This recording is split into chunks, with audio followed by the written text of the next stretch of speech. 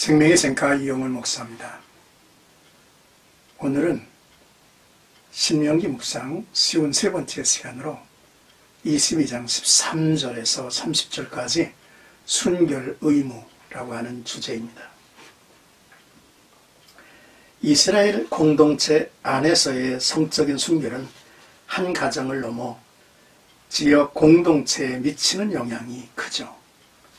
따라서 본문에서는 공동체의 성적 순결과 거룩함을 위한 세밀한 규례가 제시되고 있습니다.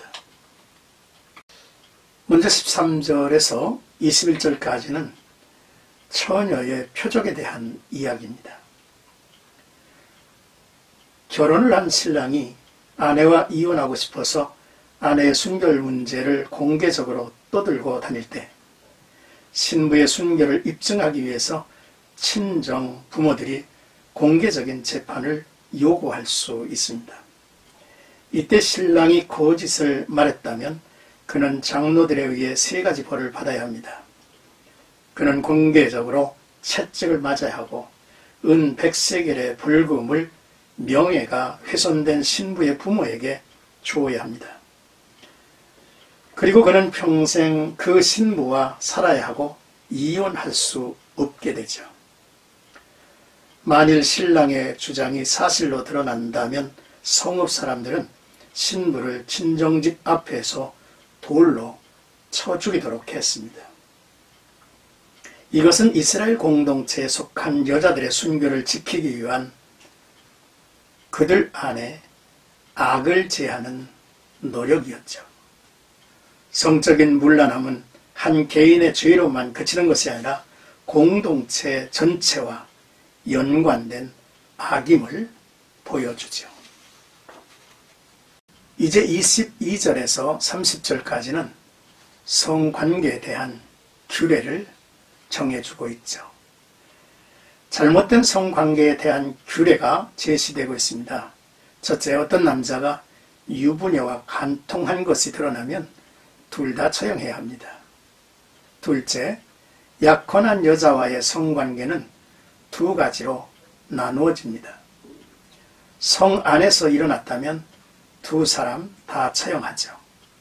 여자가 남자의 요구에 저항하지 않은 것으로 판단하기 때문입니다. 만일 아무도 없는 곳에서 일어났다면 남자만 처형하죠.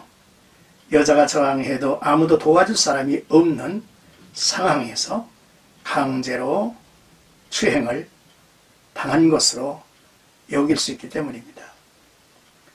셋째, 약혼하지 않은 여자와 동침했을 때 남자는 여자의 부모에게 은 50세겔을 지불하고 그녀와 결혼해야 합니다. 이렇게 맞은 아내는 평생 이혼할 수 없습니다. 넷째, 아버지의 후처와 성관계를 했을 때죠. 성경에서도 이런 비슷한 사건들이 나오죠. 이것은 아버지의 권위에 대한 도전이요, 모욕하는 것으로 여겨졌습니다.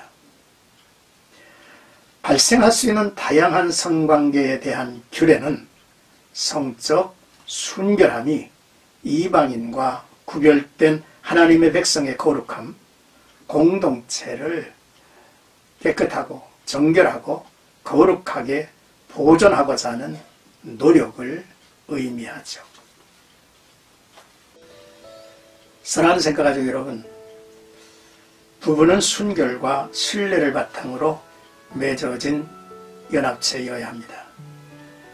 가정에 음란죄가 머문다면 결코 그 가정은 축복의 에덴을 만들 수 없음을 알아야 합니다. 그와 마찬가지로 하나님은 그리스도의 대속사역으로 인하여 이제 우리를 죄 없다 하시고 당신의 영적 아내로 불러 그의 나라의 일원이 되게 하셨습니다.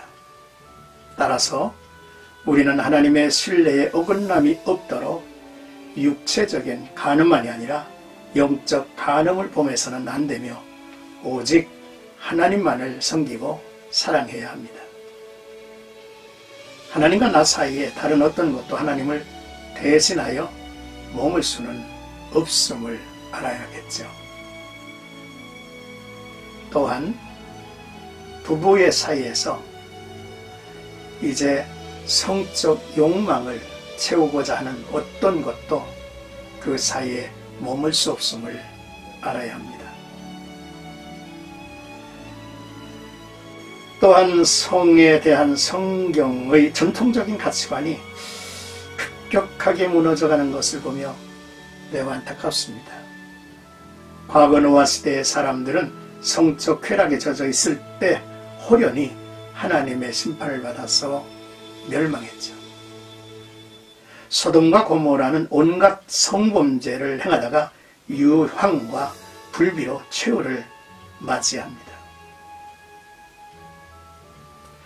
인류의 역사를 이제 살펴보면 모든 역사의 종말과 심판이 음란죄에 기인하고 있다고 하는 사실을 우리는 발견을 하죠. 그러므로 우리는 하나님의 경고하심을 듣고 경성하여 건전한 성풍속을 견제해야 하며 영육 간의 순결을 지켜서 하나님의 임박한 진노의 손길에 떨어지지 않아야만 할 것입니다. 모든 죄는 우리의 행위 속에 이제 있다면 음란죄는 우리의 몸 안에 깊숙이 담겨져 있다고 하지 않습니까?